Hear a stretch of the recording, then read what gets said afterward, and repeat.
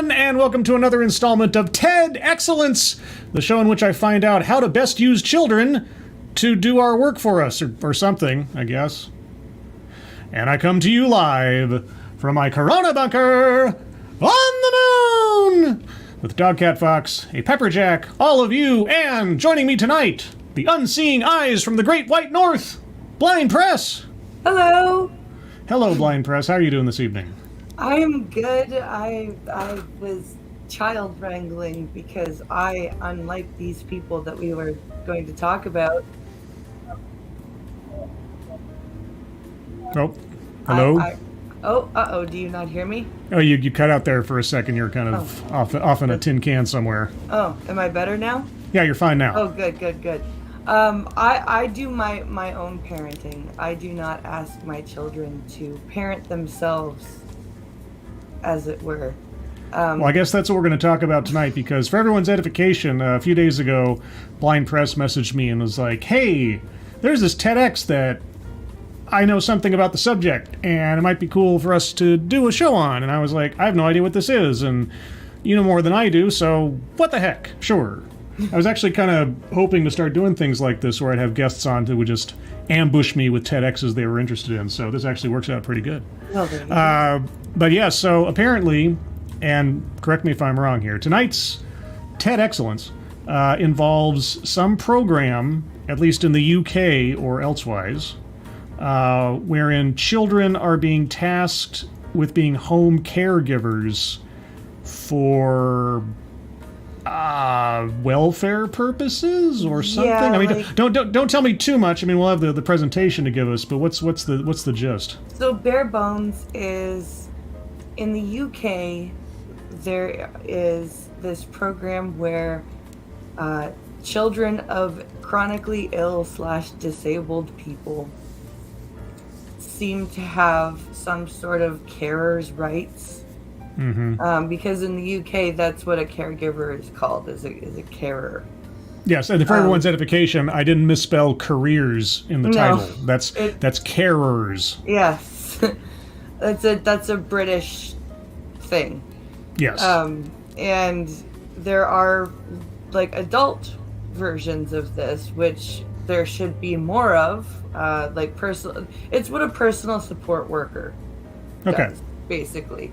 Yeah. And children of the chronically ill / disabled people, some of these children are being put into the position of basically being a PSW or a like other parent to other siblings of the sick parent. Right. Okay. And so our presentation tonight is going to look at that. And I don't know if our speaker is for this thing or arguing against it. I guess we'll find out together. We shall. But before we get there, who is joining us this evening for this wonderful investigation into child labor? BG, hello. Advocatus Diaboli, hello. Keeverdam, hello. Mike R, hello. Jamie Milquist, hello. Zeke Weiss, hello. Austin P, hello.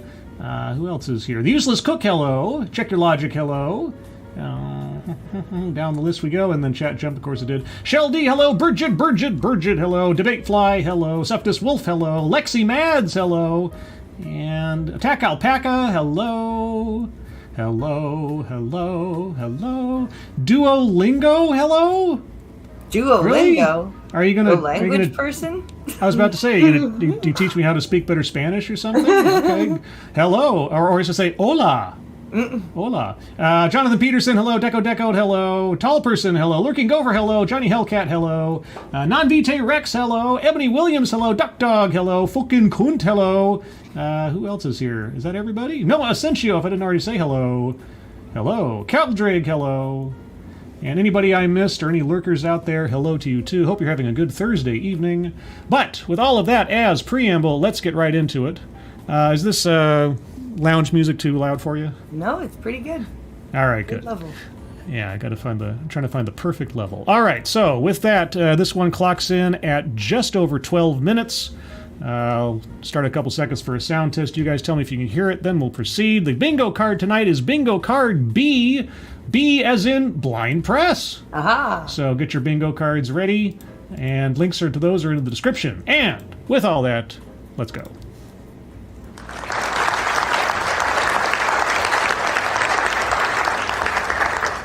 The voices that you've just heard are Jimmy and Alison.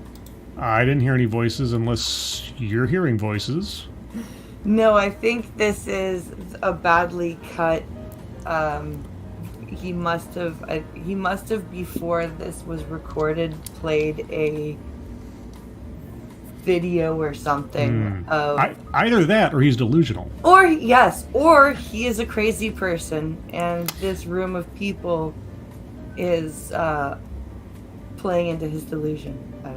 And just as a note, this TEDx, if I remember correctly, is back from 2014, so it's a bit of a vintage TEDx, but you wouldn't know the difference. This has been going on for, like, the documentary that I stumbled across first that enlightened me to this whole thing is actually about 20 years old now. Oh, okay. And it was just uploaded onto YouTube, and so this young carers thing is, it's old. Okay. They are amongst the first young carers that I ever interviewed and ever got to know. And that tape is 23 years old. There you go. I interviewed Jimmy and Alison in the early 1990s. They will now be in their late 30s. And they may well be in this room today, but I have no idea really what ever happened to them. Okay. Well, why not? Yeah, like, why would you not follow Why up? not? Yeah, exactly. It's like, maybe, I mean, like there was that documentary series called, it was called 7 Up, and then like every 2 or 3 years or something, there'd be a sequel, it'd be like 11 Up, and then 13 Up or something, where they check in with these kids every 5 or 6 years or something. And just to follow their lives. And I think it's a relatively obscure documentary series, but when I was working at the video store when I was just getting out of high school, there was this whole, like, I think it was a British thing. But anyway, okay, so you don't know what happened to these kids. The story I want to talk about in this TED Talk is about TEDx. X, there's an X there. You're not on a TED Talk, dude. Don't self-aggrandize. Oh, yeah. children who are carers, children who are looking after parents and other family members who have some form of illness, disability, mental health problem, drug or alcohol addiction problem, or any other condition which requires someone in their family to look after them, to provide care, to provide support and supervision. And you want to put this into the hands of, I'm assuming, underage children. So I actually looked this up. The NHS has a page about being a young carer. Okay. And a young carer is a child aged 7 to 18.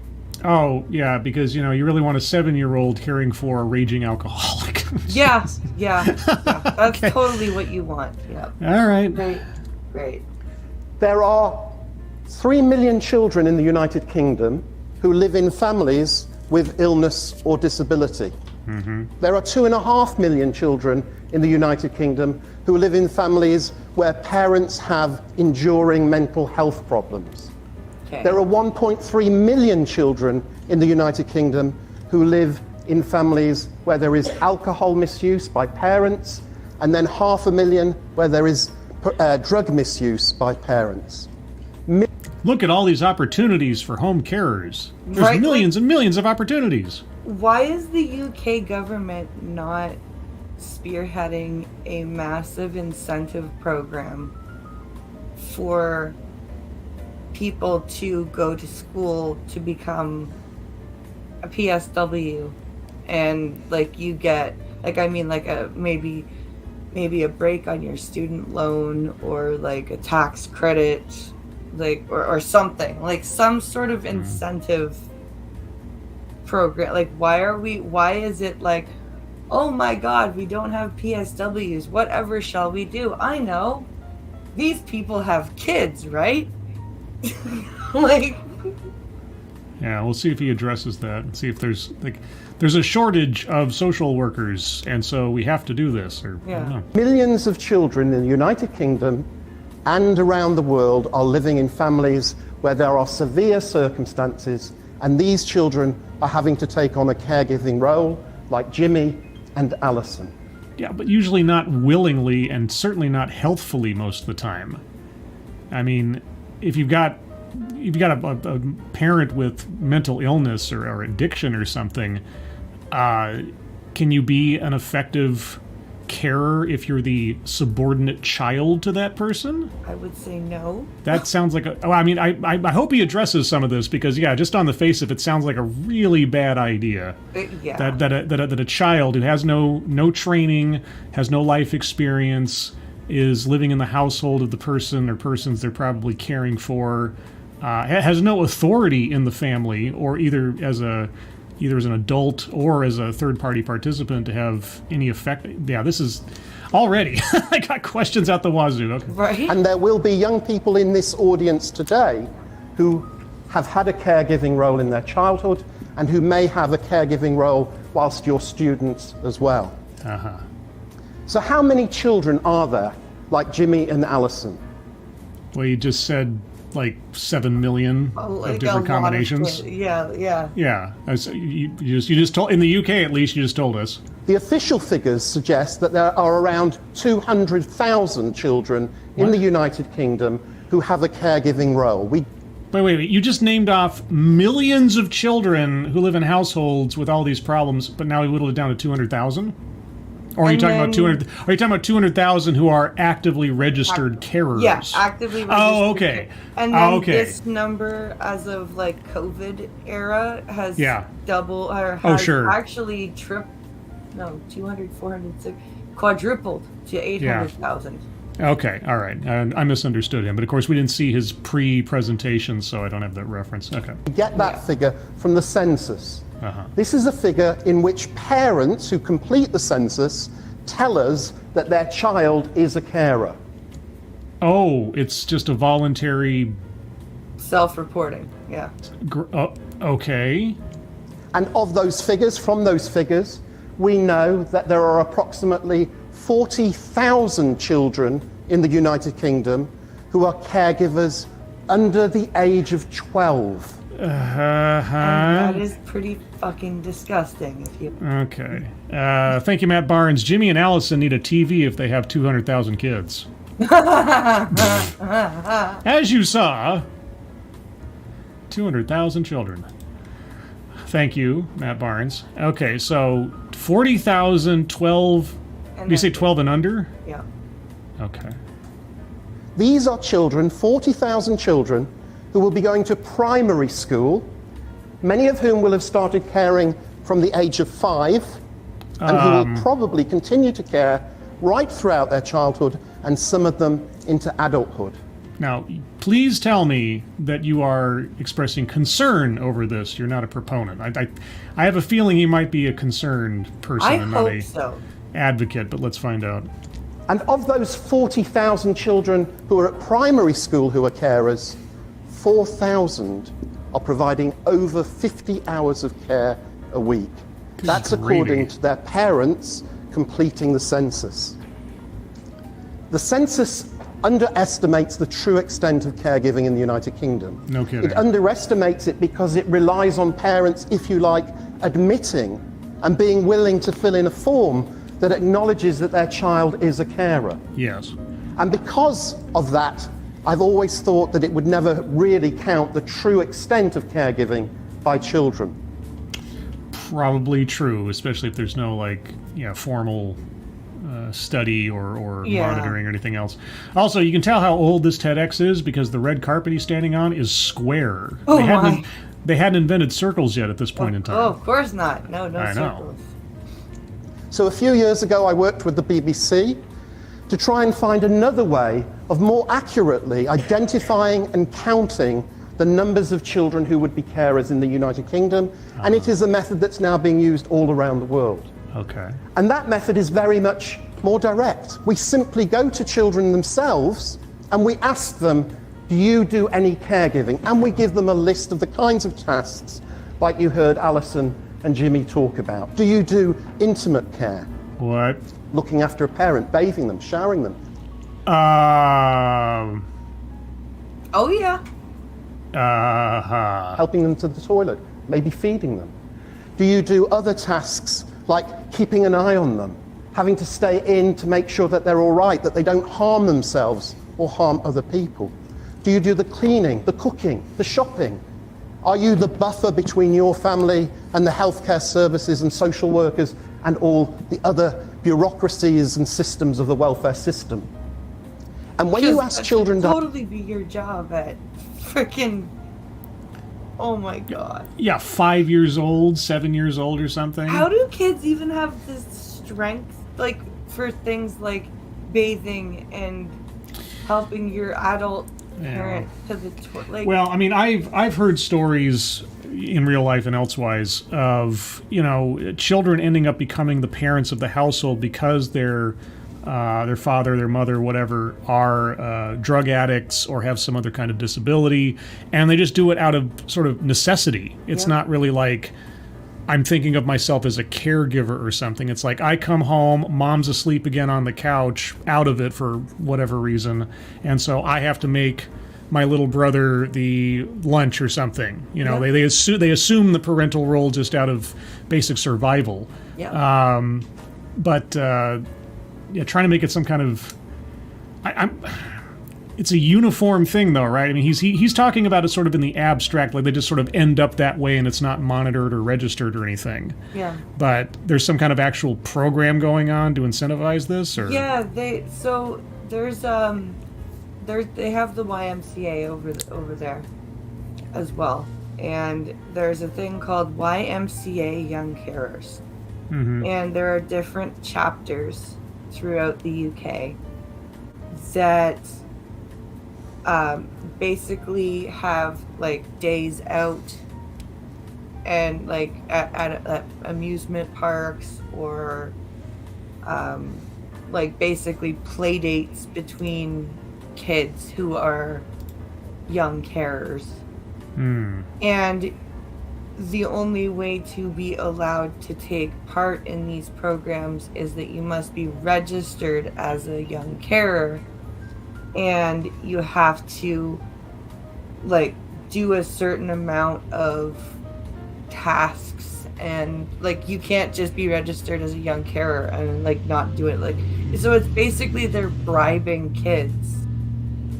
You know, if you're a young carer and you're, you know, taking your mom to the toilet and wiping her butt and bathing her and feeding her and or doing the same thing for your baby sisters or brothers because your parents could very well leave all of you but can't seem to take care of you. Then, you know, we'll give you these nice trips out with other kids like you. Okay. Aren't we being nice? You know, it's like, ugh, Yeah. it's Okay. icky. I don't like it. Directly, do you provide care? You get a totally different figure from the official census. So the census tells us 200,000 children are carers. That's 2% of all children. But when you ask children directly, do you provide care? What you find is a different figure. You find that 700,000 children, that's 8% of all children in the United Kingdom, declare that they're not just doing caregiving, but they're doing the most intimate and personal caregiving. The showering, the toileting, the bathing, things like that.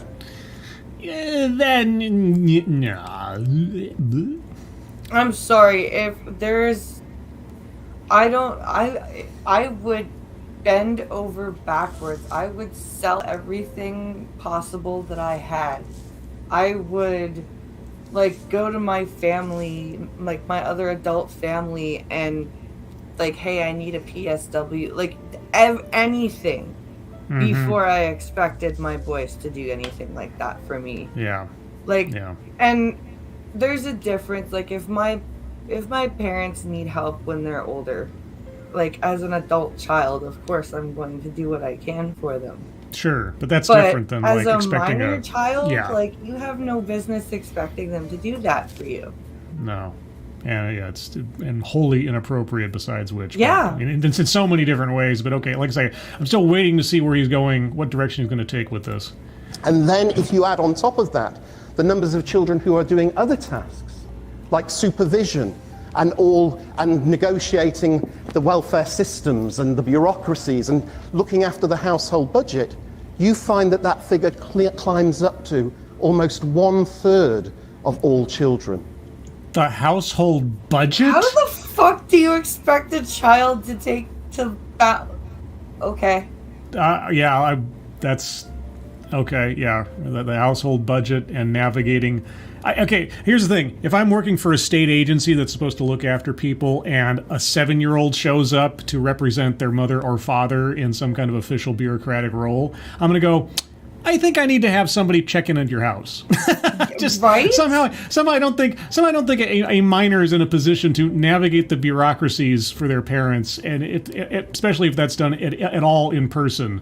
That doesn't go unnoticed. Yeah. That's bizarre.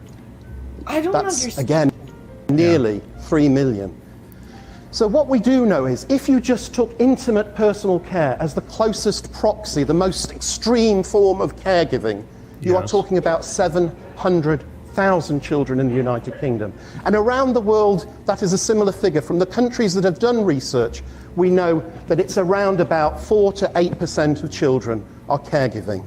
Yeah, at least those that are reported. That kind Yeah. of stuff is, it's probably figures much, much larger than that. When I started my research on young caregivers 24 years ago, when I spoke to Jimmy and Alison, it was a very difficult situation. And the stories that Jimmy and Alison told us have been repeated countlessly over the last quarter of a century, from surveys and from other qualitative pieces of work.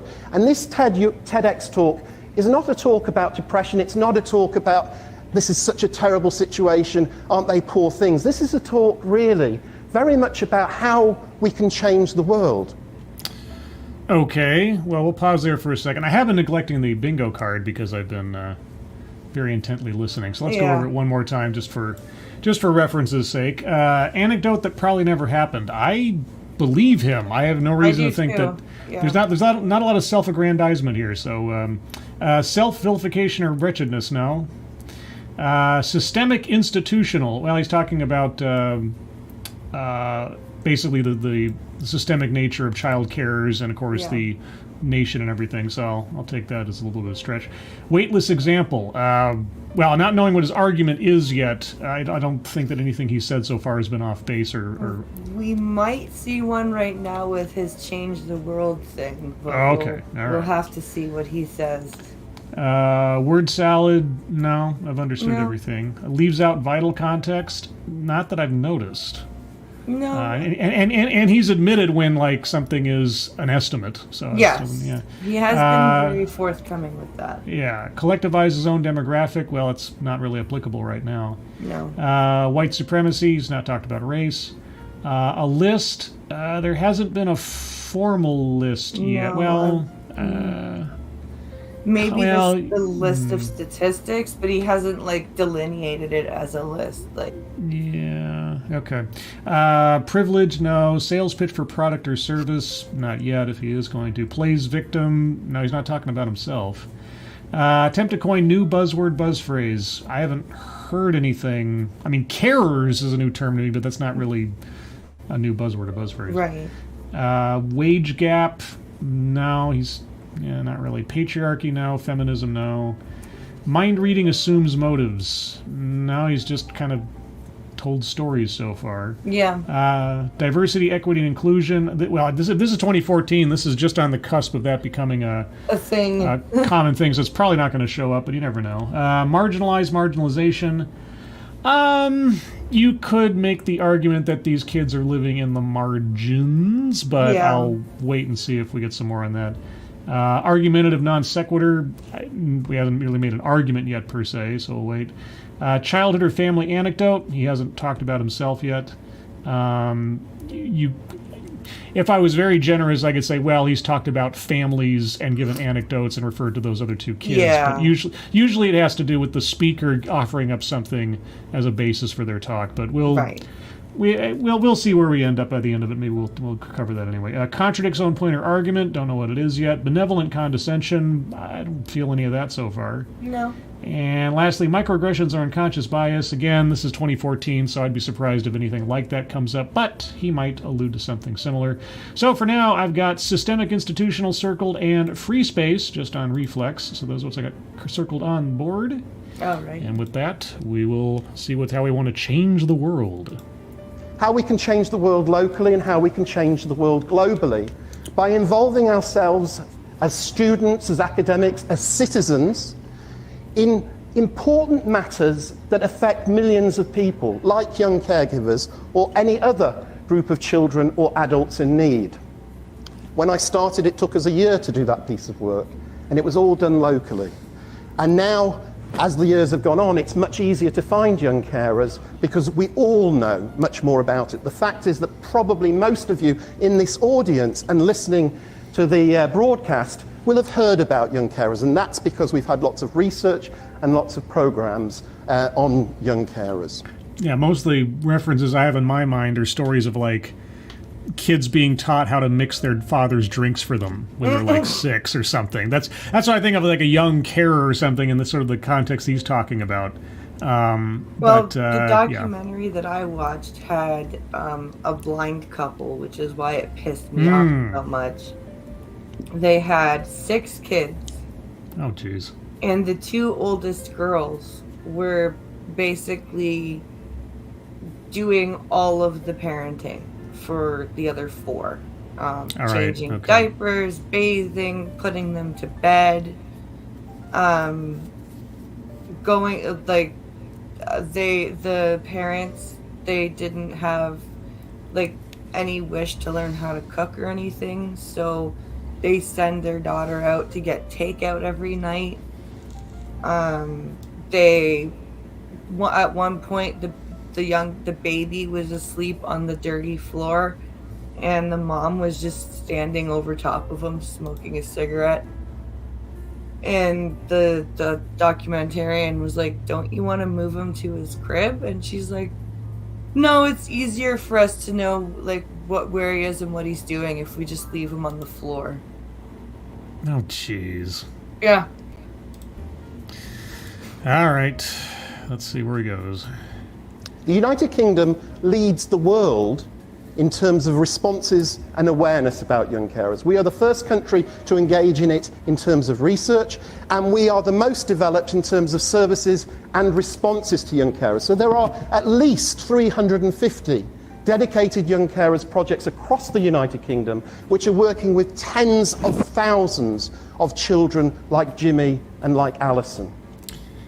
But why is that? But why are you encouraging it? Isn't that right? Doesn't that sound more like a problem than something to support? Yeah. I mean, not to belabor what we've said previously, but just yeah, that sounds like what the guy's describing sounds like. This is an unseen problem taking place and a gap in our social safety net, more or less, for people who cannot take care of themselves. It's not. Yeah. It shouldn't be a solution. Is what I'm saying. It should not be a solution. Okay, but okay. And we lead because most other countries in the world have not yet identified the issue of young carers as a cause for social concern. Yes, it is a cause for social concern. So what are you doing to remedy this, or what do you propose? You're not cheerleading this on, right? Please tell me you're not cheerleading this on. So that if you go to any other country, apart from Australia and New Zealand, you are going to find that they know very, very little about young carers. In the United States, they have estimated that there are 1.3 million children who are providing care to other family members, and there is only one dedicated project for young carers in the United States, which is in Boca Raton in Florida. Okay, well, describe what one of these things does. What does this project do? What do the UK projects do exactly? That's what I'm waiting here next. Like, if it's something like we identify a child that is serving this role, and then we focus resources to get them out of that role and find someone to take that place, right? That's right. That's what I'm fingers hoping. crossed, hoping. Most young carers around the world are ignored and are invisible. When I was a child, I helped... Oh, childhood or family anecdote. Family anecdote. There we go. Childhood or family anecdote, circling that on the board. And also, thank you, Matt Barnes. Let me get this up here. They lead because the U.S. foots the majority of their military defense, just saying. Also, what is the U.S. population versus the U.K.? U.S. is something like 330 million, or thereabouts. 350, something like that. Yeah, something like that. Just for the biggest ballpark, 300 to 350. And UK is like 80, I think. Something like that. Yeah, so we've... Yeah, so, I mean, proportionally speaking, what he described is like, he said 1.3 million. Yeah. If he's identified 700,000 in the UK, then that's about right. Yeah. That's more or less. I mean, not being a statistician, but there you go. All right, so when you were a child... helped to care for my grandmother. I lived in effectively a one-parent family, and my grandmother had Parkinson's disease, and I helped to care for her with my mother. That experience throughout my teens was very powerful, but I didn't realize how powerful it was till I came to start to do research on young carers in the early 1990s. My first study in Nottingham, I was asked, would you be interested in doing a piece of work on young carers? And I had no idea what they were. I couldn't get my head around this notion of children providing care to other family members. Good. You should have stopped there. You should have been like, yeah, that's good. You should have started doing your research on how to stop that. Because that is a thing that you should have a hard time getting your head wrapped around. Yeah, but he was taking care of his grandmother? Yeah, his grandmother and his mom was helping him. All right, so he wasn't doing it alone or No. anything. Okay, all right. Well, yeah, if he wasn't the primary caregiver, but he was just assisting, he wasn't in that same situation. Okay, so you found out about this and started your studies, and then... my head around it, and I got the grant. I realized that was something that I had done in my childhood. And well, but in wingman to your adult mother... Right? It's a little bit different than that. Like, you know, I provided care for someone in my family who was injured, but then, you know, my dad was there. So technically, I was a young carer, you know, because my mother would have still has migraines. And when dad was at work, I would, you know, take care of my mother. I would rub her feet, and I'd make sure all the blinds were closed, and I'd bring her snacks and stuff and water and that kind of thing. It wasn't anything untoward, and it wasn't anything inappropriate, but I did that. And then, of course, a couple hours later, my dad was home, and he was there. I wasn't the primary caregiver, so I don't know if you can compare those two things. It wasn't like taking care of a chronic drug addict or someone with severe mental health issues or something. Right. But okay, yeah, you have a whiff of what that is like. All right. And now, when I reflect on my own experiences and my own development, I realize that that's had a major influence on who I am and what I have become. Okay, I mean, admittedly, if you are in that role, presumably you will gain, unless you're like a sociopath or something, you'll gain some kind of, you know, you might have a greater sense of empathy for people who are sick, or a greater sense of being able to tell when someone's not doing well. Your senses are kind of keyed up for you know, anomalies in the household and so on. So yes, these things, but you know, there's good and there's bad, and the bad is a 7-year-old showering their mother or something. It just, yeah, that's not okay. Okay, so and what I want to say effectively in the last few minutes of this talk I'm waiting is that for it. the issue of young carers is an issue about social justice. Okay, how do you figure that? It's an issue about vulnerable children whose lives are restricted in some way because of having to provide significant, substantial, and regular caregiving roles to other family members. And are you at all going to tell us what your research and or the projects that have benefited from it are doing about this problem? Right now, it is a problem. It is an issue, you've called it. So what is the path forward? You've got like 3 minutes left. Yeah. But there are millions of children around the world who live in adversity, who live in difficult situations, not just because their parents are ill or disabled or have mental health problems or whatever it is, but they may be living in poverty, they may be living in families where there is HIV and AIDS, they may be living in families with domestic violence, with abuse, with neglect, and so on. And I suppose what I want to raise in this talk is that I have tried to make an impact, to have an influence on the local and on the global through the conducting of social research as a social scientist. Well, you're a real big hero. I think you might be able to check word salad. Yeah, I'm getting close. I'm getting close. But okay, so what I've been doing is I've been researching things, all right? And what impact are you or do you hope to make through your research? And my question is effectively is, what can you do? What can you do as students? What can you do as academics? What can you do as citizens, as listeners? Whoever it is, what can you do tomorrow? What are you doing? So far, you showed a clip from something that we didn't see with two kids that we didn't hear from, and you've given us some very, stark statistics and everything so far. And maybe your aim is just to make people more aware of it, but at the same time, you've name dropped, or at least not even name dropped, but just sort of concept dropped projects supporting or projects for young carers. Yeah.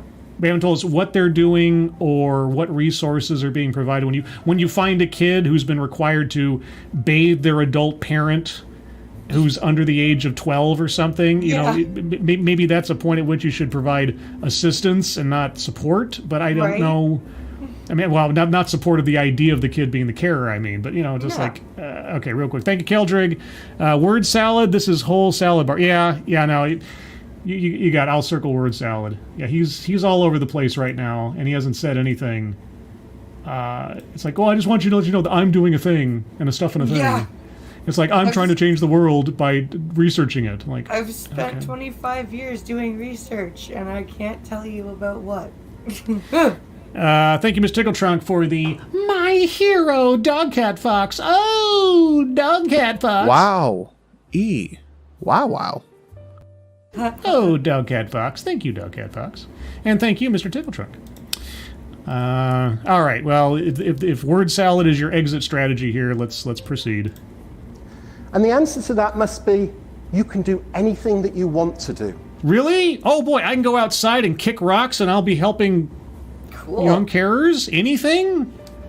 Wow, what would you do, Blind, to help the situation with if you could do anything? What anything would you do? How about play Mortal Kombat? Materialize a PlayStation 5 out of thin air. Ooh, there you go. There you go. That would certainly help with the plight of young carers. It would. Yeah, it would help me, that's for sure. Yeah, especially if anything is the bar we have to jump over. Right? Okay. You can take control. When I started that research, I had no idea about young carers, although I had been a young carer. You may think perhaps he's quite clever. Assistant Pro-Vice-Chancellor, Professor, all of that. Oh, don't brag too much or something. There's self-aggrandizement. Yeah, that's not a square on the. It's not a square on the card. I think if there was a square on the card for TEDx of self-aggrandizement, I think it'd be circled every episode. Yeah. Just like there wouldn't even be a question about it most of the time, not all the time. Of course, it would be a good contrast with self-vilification or wretchedness. Yeah. Ooh, because I've been thinking that weightless example and argumentative non sequitur are so similar to themselves. Yeah. I might need to consolidate that. So maybe I do need a contrast from self-vilification and have one that's self-aggrandizement. What do you think, guys? What do you think? Let me know what you think in the chat, and we'll talk about it once we get to the bingo card. That's an idea. All right. Anyway, so you're a provost, something or other, vice chancellor, viceroy of the Trade Federation. What now? At A levels, I got 3 C's. Oh, I don't care about. Come on, dude. Really?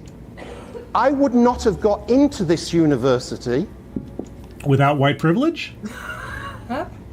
I mean, it seems That's like what the it best place feels to go. like, right? It's like, you may think I'm clever. I'm actually average. I only got into this because... with those grades. Yeah. And I certainly wouldn't have been able to get into this university today to become a professor and the head of the school in which I studied as an undergraduate. Without? Okay? I am not exceptional. Good for you. Okay, so, well, actually, you know what? That's self-vilification or wretchedness right there. I'm an That- average man. I am so ignorable. Okay. Okay, and what does this have to do? Actually, you know what? This is... he might also be falling into argumentative non sequitur at this point, because this Right? has nothing to do with any... Oh my gosh, we might end up with like more... Because I was getting worried. I was like, he's not really doing anything in this talk to hit the bingo card. But now, right at the end... Right? It was, Might be like that guy who was at the back of the pack in that 1972 or whatever Munich race, and he comes in from the back of the pack and wins at the last second. All right, let's tell me more about how you're terrible. The fact that I can speak today is because I've had to do a lot of this, that I've had to learn how to do this without shaking. Just to let you know, I am shaking inside. good for you. Argumentative You're non sequitur. nervous? Like, Yeah. Argumentative non sequitur. He just went off into like you should pity me land. You should care about young carers and help them, because I've done a lot of research, and I'm an average man, and I'm nervous. I'm not remarkable at all, and I'm scared. I'm scared out of my mind. Thank you, Ms. Tickle Trunk. If he was Asian and exceptional, he'd not get in. Oh, well, now this is the UK. Do they have those same problems in the UK? And thank you, Keldrig, a veritable monument to mediocrity. Well, you see, this is how much the new lingo has been ingrained in my brain. I almost said something to the effect of, hey, everybody, I'm mid. Because you know, mid is now the average mediocre. Yeah. So this is all sort of being absorbed into my brain now. It's almost reflexive. I spend way too much time on Twitter, I tell you what. All right, so tell us more about how you're terrible. But the reality is, I'm not exceptional. But You already said that, dude. Yeah, okay. All right, get on with it, dude. what we can all do as individuals or through collective organization is we can change the world. To what end? In what way? What are you advocating for? Change how? You haven't told us which side of the deal you fall on. Like, I'm going to change the world by making sure these young carers have training when they're 5 years old so they do it more effectively. Or are you going to change the world by hiring more social workers or identifying these problems and trying to address them before they become situations where you have 7-year-olds showering their fathers or something? Good you've got less than a minute. Come on, dude. We can change people's lives by doing research, by speaking out, by telling their stories, like you've heard Jimmy and Alison's story.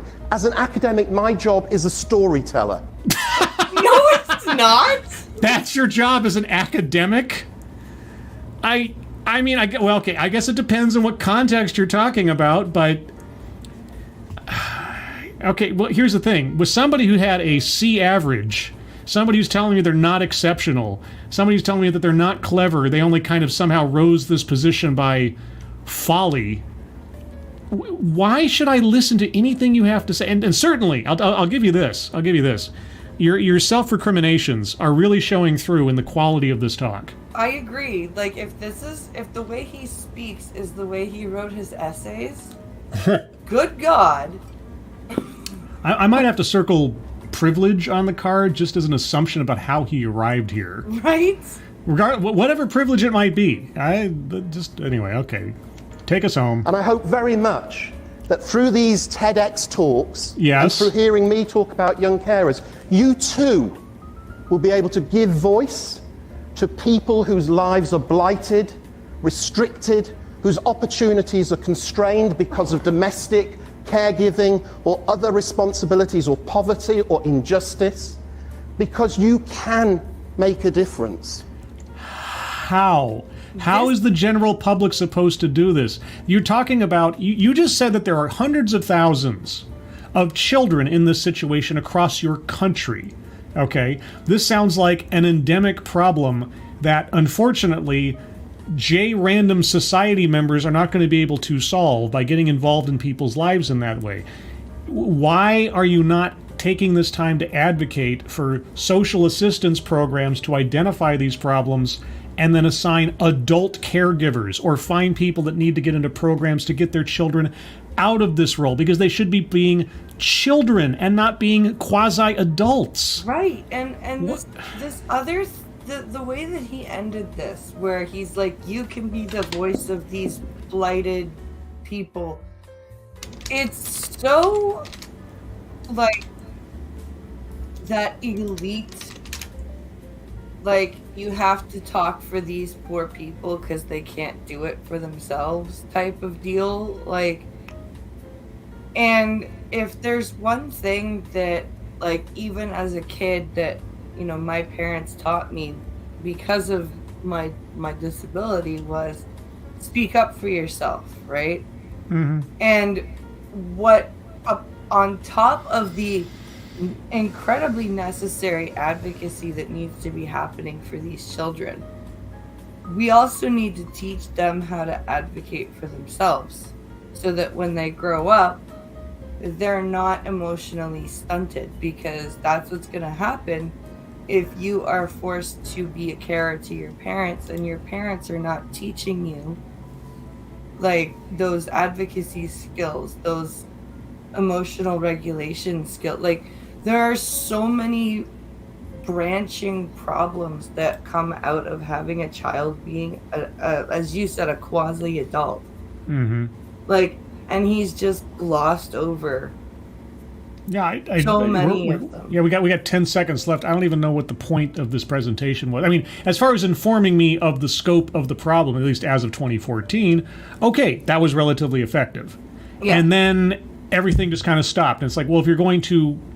This is one of the rare TEDx's where he actually spent some time and put effort into giving detailed information about the problem. Yeah. And then, at the point at which I would assume he'd start at least suggesting either some pathways to addressing it or some organizations that are trying to do XYZ, nothing. So, okay, you got 10 seconds left. Wow me. I make a difference through social research. Do you? What will you do tomorrow? Thank you. But what about... That's it? Okay, that's it. Okay, here's a bunch of statistics, and it's a thing, and there are organizations out there that are working to address this issue without telling us how. And you can do things to change the world. I'm just not going to tell you how. I'm not even going to name the organizations you could either donate to or volunteer with or do this, that, and the other. I'm just going to, like, bleh, and then walk off the stage. Like, okay. Anyway, well, that was kind of depressing in a way. It's like, okay, well, you're the academic and I'm a terrible person because I've only got C's in school or something. And right. I think he spent more... You know, if he'd taken that time where he was self-deprecating and actually told us about the organizations doing whatever, it might be actually a better talk. Yeah, like, I was hopeful that he was going to be like, this is the statistics, this is a big problem, we need, like, closer along the lines of where I was saying, like, we need to do something about personal support workers, mm-hmm. like, but no, he just was like, here are some stats, and now I'm going to shit on myself. Like, what? Thank you, Poker Pierce. I make a difference. What will you do tomorrow? Yeah, well, I'll get up and do my job.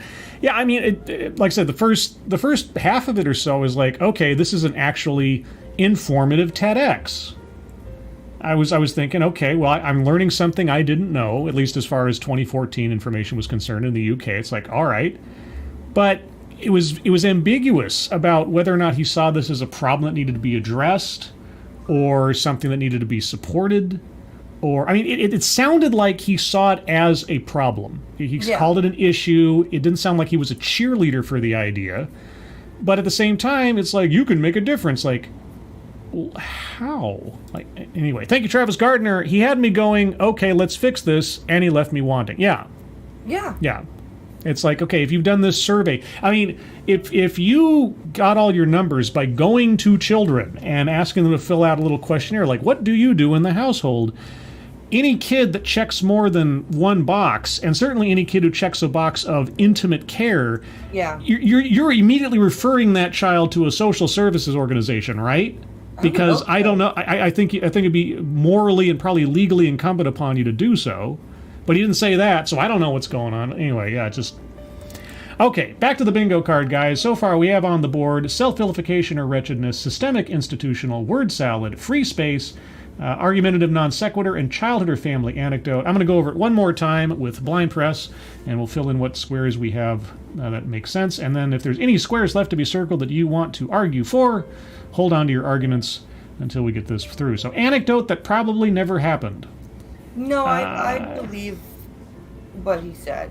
Like, Yeah, and most of the time, stories that are immediately self-deprecating, I really have a hard time saying that's not true. yeah. Because the only anecdotes he really gave us that weren't statistically bound were how terrible a student he was. Like, Yeah. okay. And, you know, all things considered, I can believe it. I believe Weightless example. Okay, so for the subject of the talk, he didn't give us any examples in regards to. I mean, I guess for the sake of the informational purposes, he told us everything we needed to know. Yeah. Because we're like all hanging on, okay, well, what's the next step? And then just so a weightless example. I don't think there was any weightless examples to his core presentation. No, I would agree with that. Yeah, the suddenly diverting off into I was a C student, that's argumentative non sequitur because it has nothing to do with nothing. But a weightless example towards the I don't think there was any. But anyway, leaves out vital context. What do these organizations do? Yeah. What do you think of as a solution? When you have information of children doing things that are questionable legally and morally, and also just for home neglect kind of thing, what do you do with that information? Yeah, where can I refer my concerns? Like, you Yeah. know what like at the very least, that's it. Where can I go if I know of a child that is dealing with this? Like, yeah, you'd think you'd at least be able to name like the department of the NHS that does this thing. The most specific you got to was like this project in Boca Raton, like in the U.S. Like, okay. Collectivize his own demographic. Well, he is or was a young carer himself, so I guess that technically counts. White supremacy, no, he never talked about race. A list. I know he listed off things, but he, like I said, I was expecting something in like, here's 3 things you can do to address this. He didn't do that, so. Privilege. I'm going to circle that just as a joke, because how did I kept waiting for him to say, how did I end up in this position being such a terrible student and everything else? There must have been something. Let's see, sales pitch for product or service. I wish. Yeah. He never told us. Plays victim. No. Even in quoting his time as a quote unquote young carer, he didn't talk about it as though he was a victim of something. No. Just that he did it, but alongside his adult mother. Attempt to coin new buzzword, buzz phrase. I didn't hear anything that was buzz phrasey. Me neither. Wage gap, not as an element of the argument. I know he talked about. Did he mention like poor children or something? I mean, I don't remember him bringing that up. Like children in poverty. Yeah, children in poverty. I guess. Was that wage gap? I mean, technically poverty is. All right, since we have such a sparse board. Yeah. I'll take it for what it is. If it was a bingo square, I'd probably say otherwise. But patriarchy, no. Feminism, no. There really wasn't any sort of battle of the sexes going on. I was kind of surprised he didn't break down the statistics more and say that 75% of those children are girls or something. Yeah, me too. I was waiting for that. Mind reading assumes motives. I'm trying to think. I mean, I don't think so. I can't think of anything that jumped out at me. Yeah. No, there was a lot of like, you can do anything type talk, but there wasn't like, Yeah. here's what you guys are thinking or whatever. Like, there wasn't any of that. So, Diversity, equity, and inclusion. No. And of course, this was just before that era began. Marginalization. I'm going to say that, you know, kids doing this and not being. He talked about like the unseen people and stuff, Yeah, and so I that would say makes that sense. counts. So, yeah, marginalized makes sense there. Contradicts own point or argument. Well, the absence of describing the actual what you can do, the absence of detailing what the organizations you mentioned are doing to remedy this or to address it. I mean, maybe that's more leaves out vital content. What was his argument? His argument was this is an issue and you can do something. Yeah. But he didn't say what you did. Was it a contradiction? I mean, not telling us what to do is. Okay, I might need some assistance from the chat on that one. Did he contradict himself? I don't think he contradicted himself. He negated his argument by not telling us what he.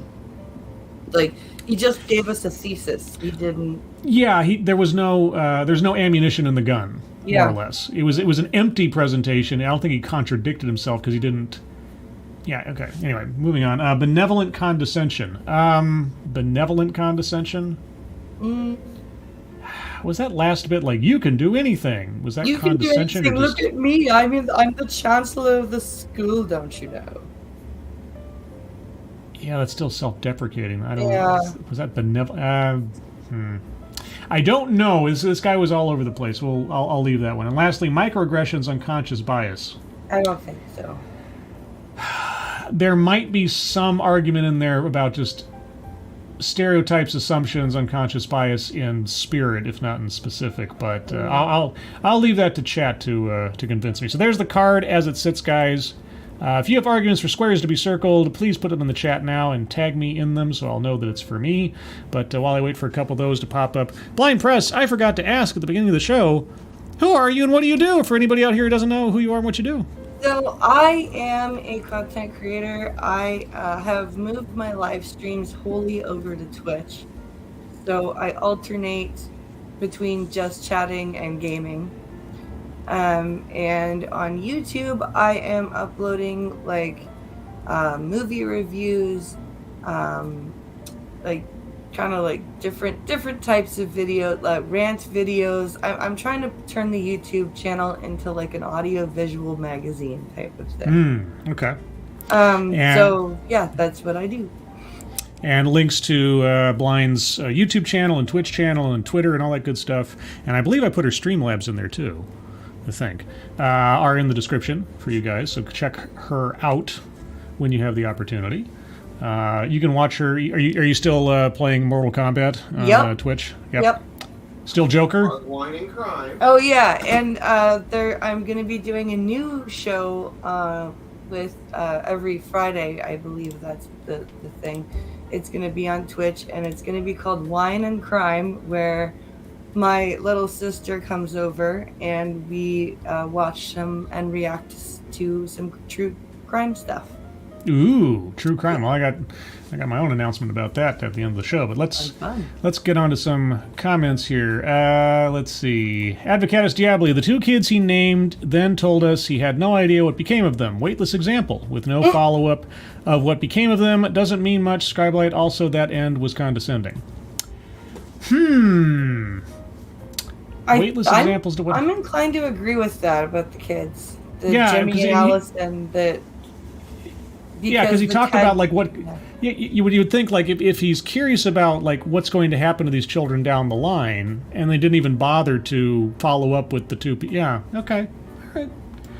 I will accept that. That's not a bad argument. Now the end was condescending. I don't know if it was condescending so much as it was just ineffectual. Yeah. Like he hadn't planned that far ahead for his presentation. Give me a more detailed argument for condescension. Yeah, I don't feel condescension. I honestly, the way that felt was he had a really good night of writing, and then he got really tired, Yeah. and he woke up late and was like, shit, I need Yeah. to finish this speech. Spud, That's what it felt like. Spud Gun. The NHS is a top-heavy political albatross that no one will touch. It won't be fixed. Well, Yep. okay, and I know that's probably been the case for longer than 2014, and if he knew that to be the fact, then you would think he'd spend a lot of time playing up organizations that are doing something about it, at least supplementary to or aside from the NHS. So, but he didn't. So it's like, what was the point? What was the point? Let's see. Advocates Daily. That end felt a bit holier than thou. I did something, now you go do something. Oh, yeah. Well, I mean, yeah, he did go like, I'm changing the world. Now you, yeah. Yeah, I can. Okay, no, that's a. Okay. All right. No, that's good. All right, I'll take that. Good job, Advocatus. 2 squares. Good on ye. All right. Any other arguments for squares to be circled? Let me know in the chat, guys. Zan Wild, Scriblate. What kind of square would him starting out, let's change the world, and finishing with such a massive sizzle? Yeah, but, well, I don't know if there's a square for that. That's just kind of like bad talk.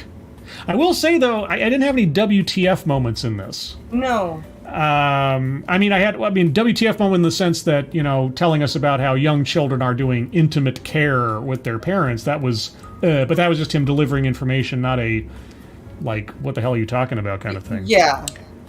Ebony Williams, didn't he mention something about a facility in Boca Raton? Yeah, he did mention it, and then never gave us any details on who they are, what they do, What anything. they're called. Yeah, exactly. Not even the name of the organization. So it was like, why not? Why wouldn't you take that opportunity to play up the organizations involved in the thing that you've dedicated your life studying on? Bizarre. Zeke Weiss, there was a point. There wasn't. There really wasn't. I mean, as an informative piece, it was relatively effective up until about maybe the halfway point. Yeah. And then we just kept waiting, like, for the other shoe to drop, and it just didn't. So I don't know. Let's see. Keeverdam, does "What will you do" count as a sales pitch? No. No. See, I put the sales pitch thing on there because there have been so often times where a TEDx is obviously a platform someone's using to sell a product. I mean, I've done several where it's like a guy literally, I think he must have rented out the stage to sell his app because the audience was laughing at jokes that weren't funny. So I assume everybody was hired and everything else. There was a couple of ladies one time who were up there talking about the problem of women and their difficulty with going to the bathroom in the woods when they're hiking. And right at the beginning, and this is back when I was doing scripted stuff, as I was watching it and scripting at the same time, I said to myself, just as the thing opened up, I said, this isn't going to end with you guys selling or pitching some kind of like pants with a zipper in the back, right? And that's exactly what it was. Oh my God. By the end, they put up their website and said, we're offering this, and it was an actual sales pitch. So there are TEDx's which are literally sales pitches for products from the speaker. That's why that square's there. But yeah, just sort of mentioning something offhandedly but not giving us any details doesn't quite rise to that level. Let's see. Cannibalistic Wizard plays the victim, sort of talks about how bad those kids have it, and he was 12.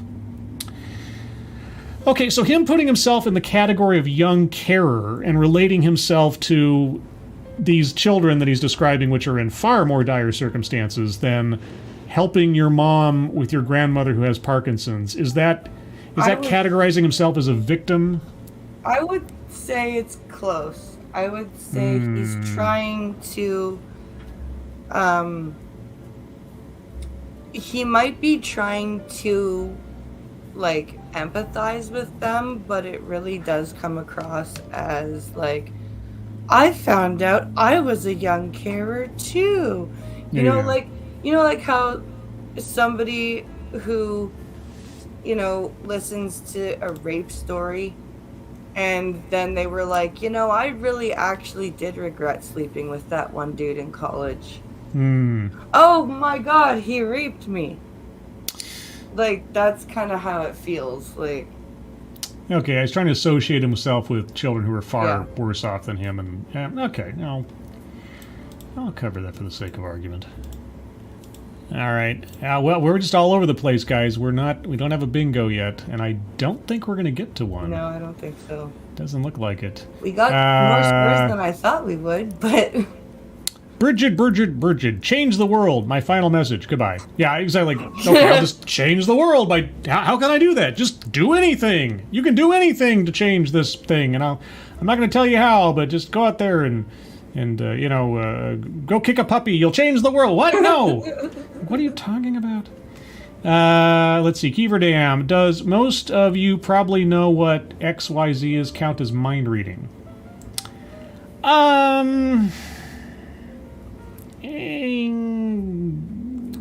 I would say no, because when you use that phrase, you're for the most part, the reason that audience is there is because the talk has been announced. So they're there because they're interested in it. And so hopefully they would know at least a couple of the points or phrases that are being used. So I would say no. Yeah, it didn't come across as blatantly like making.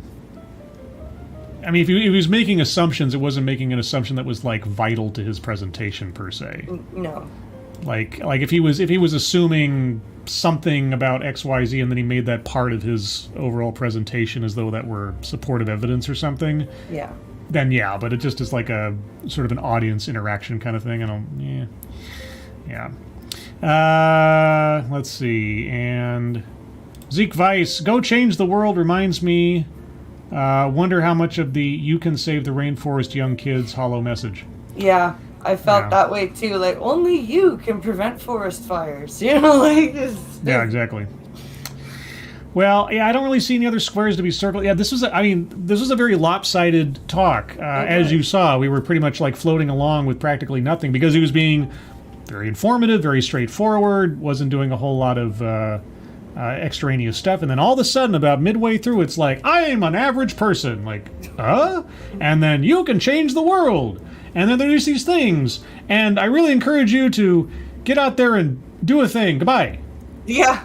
Like, that was the extent of it. Okay.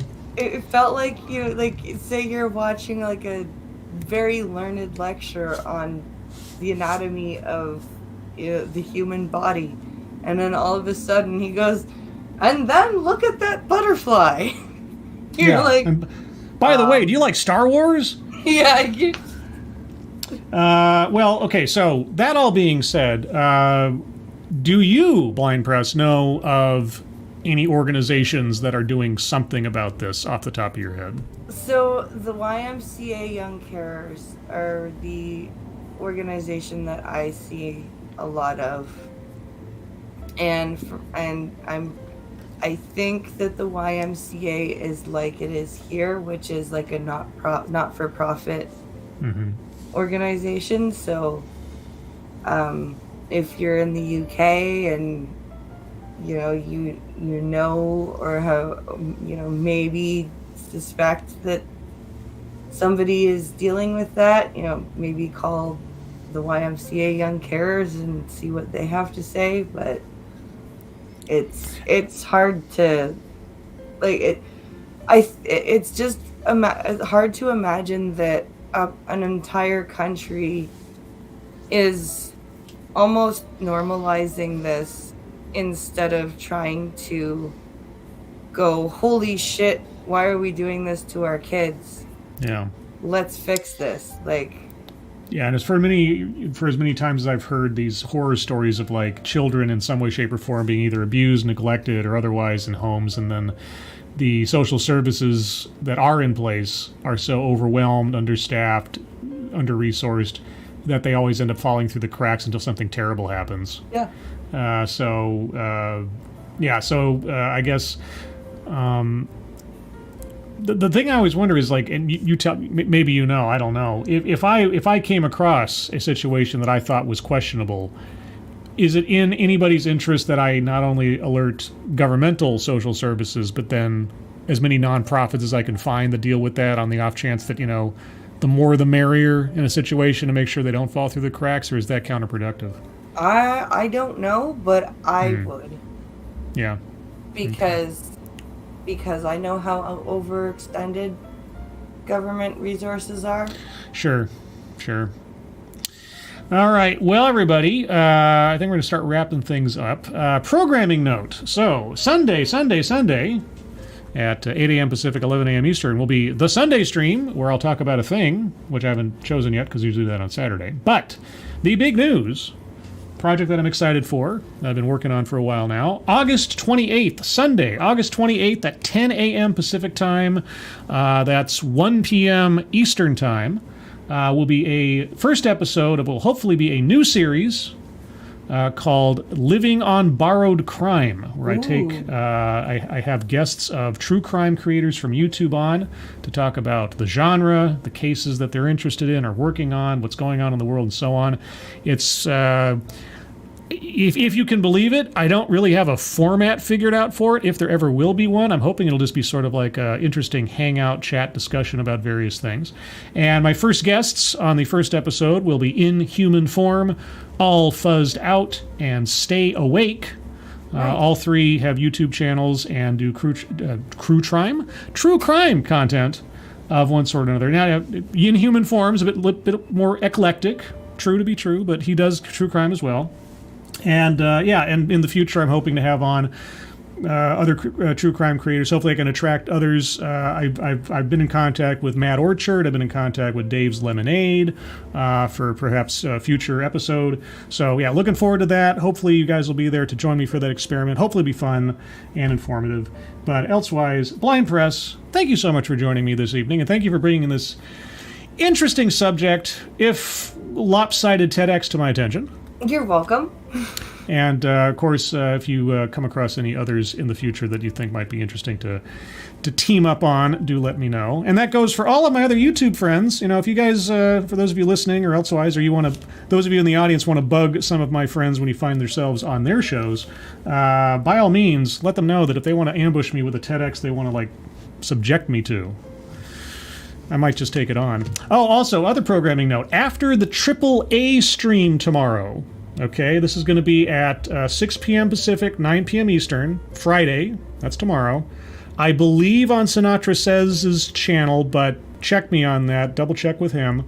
I'm going to be a participant in a Family Feud game. Oh, boy. Between the Sinatra Says family and Ghastly's White Power Hour, Fright Power Hour. Oh no, I screwed that up. Fright Power Hour. Pardon me. Nice. Oh no. Okay, well I'm gonna get some crap for that. My bad. Team is going to come and Freudian slap you. Yeah, Freudian slip on that one. The Fright Power Hour and the Sinatra Says family, or AAA family, of which I guess I'm a cousin. We're going to be having a head-to-head Family Feud game. Again, I believe on Sinatra's channel. Double check with him. But the time will be 6 p.m. Pacific, 9 p.m. Eastern. As soon as I have a link tomorrow, I will send that out. But apologies, Ghastly. You got me. You got a soundbite for another time. But with that, everybody, I'm going to call it there. Again, Blind Press, thank you so much for joining me. Check out her YouTube channel and Twitch channel and everything else in the description, and subscribe if you feel like it, and at least like stuff either way. And I appreciate if you liked this stream too. If you did. If you didn't, I appreciate you watching this long. And with that, moderators, thank you for keeping an eye on things. Even though everyone here is so well behaved, you have very, very little to do. Everybody who donated either to myself or to the GoFundMes, I once again forgot to mention at the top of the chat box, for Shady Grin, Angry Illinoisian, and his kitten. Thank you so much for your generosity. Really, really do appreciate it. But otherwise, everyone, have a good rest of your Thursday. Have a good rest of your week. I hope you are all safe and well. If you are not well, please get well soon, and we will see you on the next one. Take care. Bye-bye. Bye, guys.